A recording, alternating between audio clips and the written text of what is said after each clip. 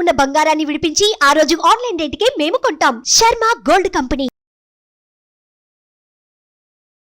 Welcome to Suman TV. నేను మీ Suman TV Nag.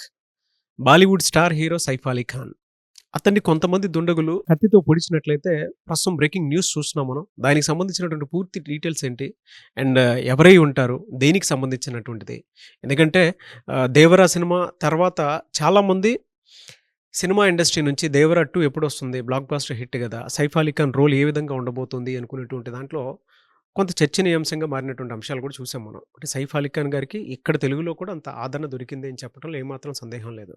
అయితే అటువంటి తరుణంలో ఇటువంటి న్యూస్ వినటం అనేది చాలా పెద్ద షాక్కి గురి చేసిందని చెప్పడంలో ఏమాత్రం సందేహం లేదు. అయితే ఏం జరిగింది, వాటికి సంబంధించినటువంటి పూర్తి డీటెయిల్స్ ఏంటి అనేది ఈరోజు మనతో పాటు హైకోర్టు అడ్వకేట్ అలగరి రవీంద్రనాథ్ గారు ఉన్నారు. వారి మాటలో నేను తెలుసుకుందాం. Hello sir. హాయ్ అండి నాగరాజ్ గారు. బాలీవుడ్ స్టార్ సైఫ్ అలీ ఖాన్ గారు వాళ్ళ కొంతమంది దుండగులు వచ్చి కత్తితో పొడిచారని చెప్పేసి ఎమర్జెన్సీలో ఉన్నారు అని చెప్పేసి తెలుస్తోంది మనకి. దీనికి సంబంధించినటువంటి పూర్తి వివరాలు ఏంటి సార్? ఆదిపురుష్ సినిమాలో రావణుడి పాత్రగా, దేవర సినిమాలో జూనియర్ ఎన్టీఆర్ యొక్క ఫ్రెండ్ భైరా పాత్రలో మనకు బాగా పరిచయం వ్యక్తి అంటే సైఫ్ అలీ ఖాన్. చాలామందికి తెలుగులో ఇప్పుడిప్పుడే 2 సినిమాలుగా పరిచయం ఉన్నప్పటికీ కూడా అతను 1990s నుంచి కూడా ఒక గొప్ప నటుడు, పద్మశ్రీ అవార్డు గ్రహీత కూడా. 2010లో ఆయనకి పద్మశ్రీ అవార్డు కూడా రావడం జరిగింది. అటువంటి సైఫ్ అలీ ఖాన్ ఈరోజు మార్నింగ్ 2:30 సమయంలో బాంద్రాలో, ముంబైలోని బాంద్రాలోని వెస్ట్ బాంద్రాలో ఆయన ఉన్న నివాసం ఫార్చ్యూన్ హైట్స్లో ఆయన మీద ఒక దుండగుడు అటాక్ చేశాడని, 11th ఫ్లోర్లో ఉన్న ఆయన హౌస్ మీద ఈయన నిద్రిస్తున్న సమయంలో అంటే పడుకున్న సమయంలో కొంతమంది దుండగులు వచ్చారా, ఒకడు వచ్చాడని పోలీస్ ఇన్వెస్టిగేషన్ తేలవలసింది. అయితే ఆ వ్యక్తి అంటే చిల్డ్రన్స్ రూమ్లో పడుకున్నటువంటి సైఫ్ అలీ ఖాన్ మీద దుండగుడు అటాక్ చేస్తే ఆ దుండగుడితో పాటు సైఫ్ అలీ ఖాన్ ఇద్దరు కూడా ఒక కాసేపు అక్కడ ఒక కోట్లాట జరిగింది. ఆ కోట్లాటలో భాగంగా అతను షార్ప్గా ఉన్నటువంటి ఒక కత్తిని తీసుకుని సైఫ్ అలీ ఖాన్ని పొడిచినట్టుగా ఇమీడియట్గా ఆయనకి ఇంజూరీ అయింది.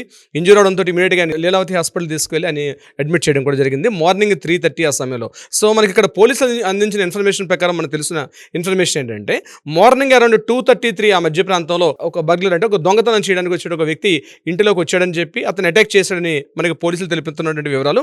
దీని మీద పోలీసులు కూడా 7 టీమ్స్ వాళ్ళు ఆల్రెడీ ఇప్పుడు చేయడం జరిగింది. 7 టీమ్స్ పూర్తిగా ఇంటరాగేషన్ చేస్తున్నారు.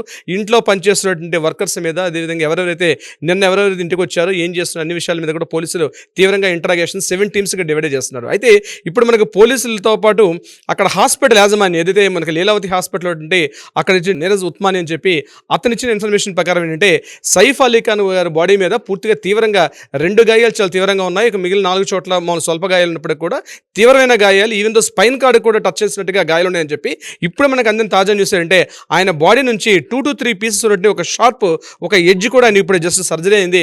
ఆ సర్జరీ అవ్వగానే ఇమీడియట్గా ఆయన బాడీ నుంచి కూడా ఆ పార్ట్ని కూడా రిమూవ్ చేశారు. ఆ 2 to 3 ఇంచెస్ ఉన్నట్టు షార్ప్ ఎడ్జ్, బహుశా అదే ఏదైతే షార్ప్ కత్తి అనుకుంటాం, ఆ కత్తి యొక్క మొదల భాగం అనుకుంటాం, అది కూడా శరీరంలో ఉండిపోయింది. అంటే ఎంత షార్ప్గా గుచ్చుంటాడో బహుశా మనకు అర్థం ఉంటుంది. అయితే ఇమీడియట్గా ఆ షార్ప్ పార్ట్ని తీశారు. దీంతో పాటు సర్జరీస్ కూడా అయినాయి. At the same time cosmetic surgeries కూడా అవుతున్నాయి. అయితే ప్రాణాపాయం అయితే తప్పింది. ఇప్పుడు మనకు అది ఇన్ఫర్మేషన్ ఏంటంటే పోలీస్ అంటే హెల్త్ బులెటిన్ రిలీజ్ చేశారు అక్కడ లీలావతి హాస్పిటల్లో. ఆ డాక్టర్స్ చెప్పిన ఇన్ఫర్మేషన్ ప్రకారం ఆయనకి ప్రాణాపాయ స్థితి నుంచి అయితే బయటపడ్డారు. బట్ స్టిల్ ఆయన మాత్రం సిచ్యువేషన్లో బాగాలేదు. అయితే ఇక్కడ సైఫ్ అలీ ఖాన్ గారి తాలూకా కొంత విషయం నేను మీకు వివరించే ప్రయత్నం చేస్తాను. ప్రధానంగా సైఫ్ అలీ ఖాన్ గారు చాలామంది తెలియని విషయం ఏంటంటే ఆయన ఒక రాజకుటుంబీకుడు, ఒక నవాబ్ వంశస్థుడు. ఆయన ఒక ప్యాలెస్ ఉంది, ఆయనకు సుమారుగా ఒక 11,000 కోట్ల ఆస్తిపరుడు సైఫ్ అలీ ఖాన్. చాలామందికి తెలియని విషయం చెప్తున్నాను. అంటే ఆయన పుట్టుకతోటే గోల్డెన్ స్పూన్, ఒక నవాబ్ వంశంలో ఒక రిచ్ పర్సన్ ఆయన పుట్టాడు. రిచ్ పర్సన్గా పుట్టి కూడా ఈ యొక్క రంగంలోకి రావడం జరిగింది, సినిమా రంగంలోకి. వాళ్ళ ఫాదర్ కూడా మన్సూర్ అలీ ఖాన్ పటోడ్ అని చెప్పి ఆయన కూడా ఒక క్రికెట్ ప్లేయర్. ఒకప్పుడు ఇండియన్ క్రికెట్కి ఆయన కూడా ఒక క్రికెట్ ప్లేయర్గా పనిచేస్తాడు. వాళ్ళకి హర్యానాలో పెద్ద ప్యాలెస్ కూడా ఉంది, పటోడీ ప్యాలెస్ అని చెప్పి సుమారుగా ఒక 100 ఎకరాల విస్తీర్ణంలో ఒక ప్యాలెస్ కూడా ఉంది. ఇప్పుడు మనం ఎలాగైతే మైసూర్ ప్యాలెస్ ఎలా చెప్తామో హర్యానాలో కూడా పటోడీ ప్యాలెస్ అంటే అంత పెద్ద ఫేమస్. ఆ ప్యాలెస్కి ఈయన వారసుడు యాక్చువల్గా. So richest person Saif Ali Khan గారు. కొన్ని వేల కోట్ల ఆస్తి కూడా ఆయనకి స్వతహాగా ఆయన సంపాదించడం కాకుండా ఆయన పూర్వీకుల ఆస్తి కొన్ని 100 కోట్ల 1000 కోట్ల ఆస్తి ఉంది ఆయనకి.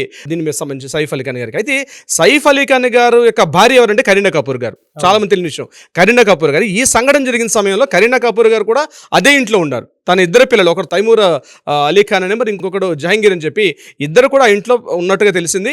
ఇమీడియట్గా కరీనా కపూర్ గారు కూడా ఒక ప్రెస్ నోట్ రిలీజ్ చేశారు. తను కూడా ప్రెస్ నోట్ రిలీజ్ చేసి ఈ యొక్క సంఘటన జరిగింది, తనకు గాయాలు జరిగింది, ఇమీడియట్గా మేము లీలావతి హాస్పిటల్లో జాయిన్ చేయడం జరిగింది. కాబట్టి మీడియాలో కూడా ఎక్కువగా రాంగ్ ఇన్ఫర్మేషన్స్ స్ప్రెడ్ చేయదని చెప్పి ఆవిడ రిక్వెస్ట్ చేసి ఒక ప్రెస్ నోట్ కూడా రిలీజ్ చేశారు కరీనా కపూర్ గారు కూడా. సో కరీనా కపూర్ గారికి సైఫ్ అలీ ఖాన్ గారికి మధ్య ఇటీవల కాలంలో కొన్ని విభేదాలు ఉన్నట్టుగా కొన్ని మీడియా కథలు, writer wrong I don't know, but ఏంటంటే కొన్ని వార్తా కథలు మాత్రం కంటిన్యూస్గా వస్తున్నాయి కరీనా కపూర్ గారికి at the same time Saif Ali Khan గారికి. ఎందుకంటే 2010లో వీళ్ళకి మ్యారేజ్ అయింది. మ్యారేజ్ అయినప్పటికీ కరీనా కపూర్ గారికి ఇతను ఫస్ట్ హస్బెండ్, కరీనా కపూర్ గారు ఫస్ట్ మ్యారేజ్, ఇతను ఫస్ట్ హస్బెండ్.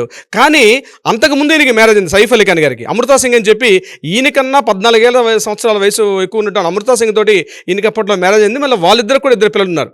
సో ఆ పిల్లలు ఈ పిల్లలు కలిసి ఉన్నారు. ఆ తర్వాత డివోర్స్ అయిపోయింది. డివోర్స్ అయిన తర్వాత మళ్ళీ కరీనా కపూర్ గారిని మ్యారేజ్ చేసుకున్నారు. ఏదేమైనప్పుడు కూడా అమృతా సింగ్ గారితో మ్యారేజ్ అవ్వడం, కొన్ని ఆస్తి గొడవలు అప్పుడు కూడా ఉన్నాయంతో ఆ గొడవలు విభేదించిన తర్వాత మళ్ళీ 2010లో కరీనా కపూర్ గారిని మళ్ళీ ప్రేమించి రెండోసారి మ్యారేజ్ చేసుకున్నారు. వీళ్ళకి 2 పిల్లలు ఉన్నారు. అయితే ఇక్కడ ప్రధానంగా దృష్టి పెట్టాల్సిందంటే సినిమాల పరంగా ఆయన చాలా బిజీగా ఉన్నారు.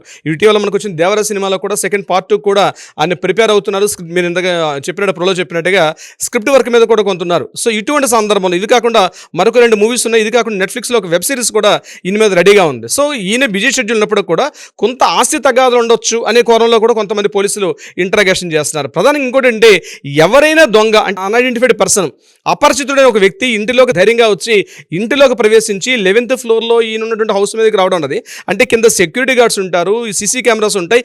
ఇంత ఫుటేజ్ ఉన్నప్పుడు కూడా ఒక అగంతకుడు ఎలా రాగలిగాడు అన్న విషయం మాత్రం ఇప్పుడు కూడా సస్పెక్ట్ చేయాల్సి వస్తుంది. ఎందుకంటే మామూలుగా చిన్న అపార్ట్మెంట్ పెట్టుకుంటే సీసీటీవీ ఫుటేజ్ ఉంటాయి. అటువంటిది ఆల్రెడీ ఒక మల్టీ స్టార్, ఇంతకుముందు మన సల్మాన్ ఖాన్ మీద కూడా ఒక 2-3 సార్లు అటాక్స్ జరిగింది ఇదే సందర్భంలో. అంటే ఇంకో కారణాలు కాండొచ్చు. కానీ సినిమా స్టార్స్ నేపథ్యంలో ఇటీవల కాలంలో దాడులు అయితే జరుగుతున్నాయి. అవి ఆస్తి తగాదాలు కావచ్చు, లేకపోతే ఇతరత్ర ఏ కారణమైనప్పటికీ కూడా అయితే ఇంత పకడ్బందీ వ్యవస్థ, ముఖ్యంగా వెస్ట్ బాంద్రా అనేది చాలా రిచెస్ట్ ఏరియా, చాలా కాస్ట్లీయెస్ట్ ఏరియా. ఇటువంటి సందర్భంలో ఆ రిచెస్ట్ ఏరియాలోకి ఒక అగంతకుడు, అది కూడా సీసీటీవీ ఫుటేజ్ పనిచేస్తున్నాయి, కొన్ని 100 మంది అక్కడ సెక్యూరిటీ గార్డ్స్ పనిచేస్తున్నారు.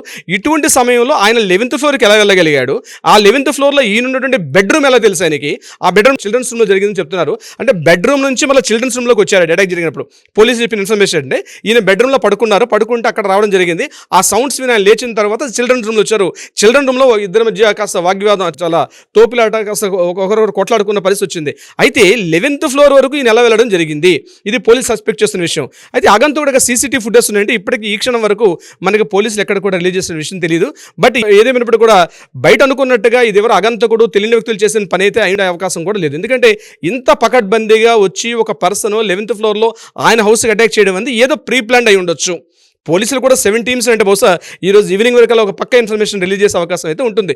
ఏదేమైనప్పుడు కూడా ఎంటైర్ ముంబై అంతా కూడా ఎక్కడైతే రిచెస్ట్ సినిమా వాళ్ళు, రాజకీయ నాయకులు, పెద్ద పెద్ద ప్రముఖులు ఉన్నటువంటి వ్యాపార భయంకర బిజినెస్ మ్యాగ్నెట్స్ వీళ్ళందరూ ఉన్నటువంటి ఆ బాంద్రా ఏరియాలో ఇటువంటి సంఘటన జరగడం మాత్రం కొంత డిస్టర్బెన్స్ కుదిరింది. ఇంకా సంక్రాంతి జరిగింది, అక్కడ కూడా మహారాష్ట్రలో కూడా కొన్ని సంక్రాంతి వేడుకలు చేసుకుంటారు.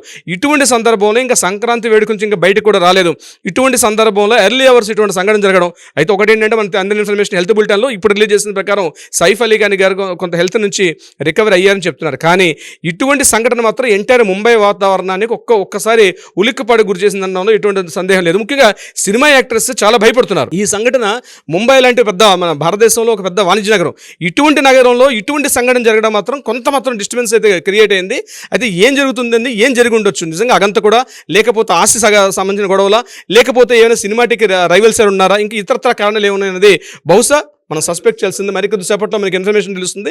అందుకని మనం కూడా అందజేసే ప్రయత్నం చేద్దాం.